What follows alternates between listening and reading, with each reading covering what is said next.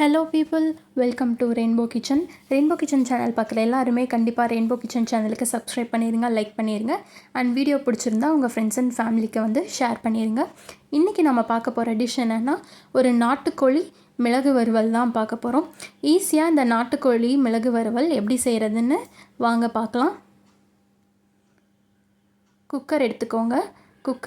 குக்கரில் ஒரு 2 தேக்கரண்டி ஆயில் ஊற்றிக்கோங்க. எந்த ஆயில் வேணாலும் ஊற்றிக்கலாம். கடலை எண்ணெய் இல்லை ரீஃபைண்ட் ஆயில். எண்ணெய் சூடானதும் 1 ஸ்பூன் கடுகு உளுந்து பொரிஞ்சதும் ஒரே 1 ஸ்பூன் மட்டும் விளக்கெண்ணெய் ஊற்றிக்கோங்க. கருவேப்பிலை ஆட் பண்ணிக்கோங்க. 2 கிலோ நாட்டுக்கோழிக்கு 1 கிலோ சின்ன வெங்காயம் உரிச்சிருக்கோம். 100 கிராம் பூண்டு, 4 பச்சை மிளகா. இதுக்கு வந்து நாட்டுக்கோழிக்கு வந்து நீங்கள் சின்ன வெங்காயம் போட்டால் தான் ரொம்ப நல்லாயிருக்கும். அதனால் நீங்கள் சின்ன வெங்காயம் இருந்தால் சின்ன வெங்காயமே ஃபுல்லாகவே யூஸ் பண்ணிக்கோங்க. 3ஐயும் எண்ணெய் சூடானதும் போட்டு நல்லா வதக்கிக்கோங்க. நல்லா பொன்னிறமாக வதக்கிக்கோங்க. பொன்னிறமாக வதங்கினதும் இப்போது தக்காளி ஆட் பண்ணிக்கோங்க. 2 தக்காளி, தேவையான அளவு உப்பு போட்டு நல்லா வதக்கிக்கோங்க.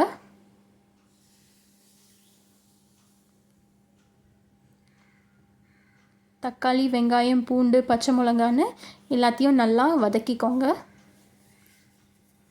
நல்லா வதங்கிருச்சு. அடுத்து 1 ஸ்பூன் சீரகமும் ஒரு 10 முந்திரி பருப்பும் நாங்கள் மிக்சியில் அரைச்சிருக்கோம். அதை ஆட் பண்ணிக்கோங்க. கிரேவி வந்து ரொம்ப நல்லாயிருக்கும்.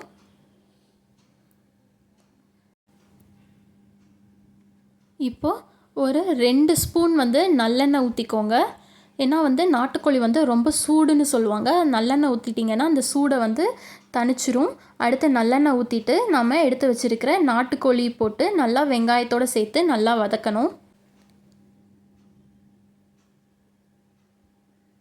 இப்போ நாட்டுக்கோழியும் வெங்காயத்தையும் நல்லா வதக்கிக்கோங்க. ஒரு 5 நிமிஷம் தண்ணி எதுவும் ஊற்றாமல் நல்லா அந்த வெங்காயத்தோட நாட்டுக்கோழியும் சேர்த்து நல்லா வதக்கிக்கணும். உப்பு கொஞ்சம் தேவையான அளவு கொஞ்சமாக உப்பு போட்டுக்கோங்க. ஏற்கனவே நாங்கள் முன்னாடி போட்டிருக்கோம். அது கொஞ்சம் கம்மியாக போட்டதுனால இப்போ கொஞ்சம் கறிக்கு ஏற்ற அளவு இன்னும் கொஞ்சம் உப்பு ஆட் பண்ணியிருக்கோம். 5 நிமிஷம் இது மாதிரி நல்லா தண்ணி ஊற்றாமல் நல்லா வதக்கிக்கிட்டே இருங்க. நாங்கள் வீட்டில் அரைச்ச மசாலா தூள், கறி மசால் தூள் ஒரு 2 ஸ்பூன் ஆட் பண்ணிக்கோங்க. தண்ணி ஊற்றாமல் அந்த குழம்பு மசாலோட நல்லா பெரட்டி விடுங்க.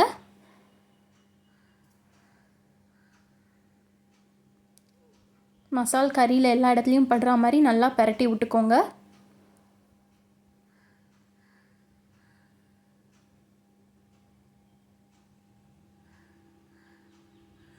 இப்போது தண்ணி ஊற்றிக்கலாம். 1 சொம்பு தண்ணி மட்டும் ஊற்றிக்கலாம். ஏன்னா கிரேவிக்குங்கிறதுனால நம்ம நிறையா தண்ணி ஊற்ற போகிறதில்ல.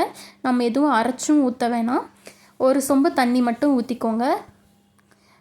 1 சொம்பு தண்ணி ஊற்றி குக்கரில் ஒரு 3லேருந்து 4 விசில் வச்சு எடுத்திங்கன்னா கிரேவி முக்கால்வாசி தயாராகிடுச்சு. இது நாட்டுக்கோழிங்கிறதுனால ஒரு 3லேருந்து 4 விசில் விட்டால் தான் வந்து இது வந்து நல்லா கறி வேகும். 3லேருந்து 4 விசில் விட்டதுக்கப்புறம் பார்த்திங்கன்னா கறி வந்து இப்போ நல்லா வெந்துருச்சு. நமக்கு நல்லா வந்து கிரேவி கன்சிஸ்டன்சிக்கு வந்துருச்சு. இப்போ அடுத்ததாக வந்து இதுதான் ரொம்ப முக்கியமானது. இப்போ ஒரு சின்ன வடைச்சட்டி எடுத்துக்கோங்க. அதில் 1 ஸ்பூன் வந்து நல்லெண்ணெய் ஊற்றிக்கோங்க. எண்ணெய் சூடானதும் அந்த எண்ணெயில் ஒரு 3 ஸ்பூன் மிளகுத்தூள் போட்ட உடனே ஸ்டவ்வை ஆஃப் பண்ணிவிட்டு அப்படியே அந்த எண்ணெய் மிளகுல வந்து அப்படியே வந்து நம்ம செஞ்சு வச்சுருக்கிற நாட்டுக்கோழியில் ஊற்றி ஒரு 5 நிமிஷம் நல்லா சிம்மில் வச்சு கொதிக்க வச்சிங்கன்னா மிளகு நாட்டுக்கோழி கிரேவி ரெடி ஆகிடுச்சு.